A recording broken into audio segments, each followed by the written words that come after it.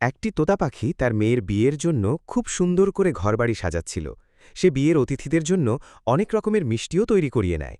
সাজসজ্জা ও মিষ্টির কাজ শেষ করে সে তার বন্ধুদের মাঝে বিয়ের নিমন্ত্রণপত্র বিলি করতে বের হয়।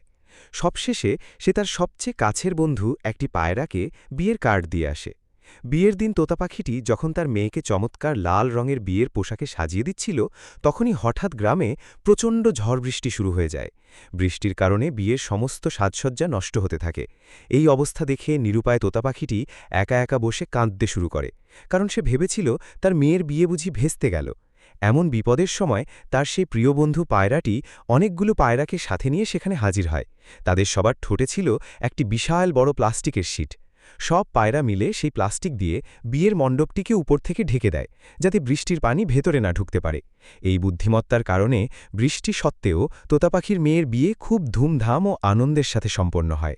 বিয়ে শেষে তোতা পাখিটি তার বন্ধু পায়রাকে মন থেকে ধন্যবাদ জানায়।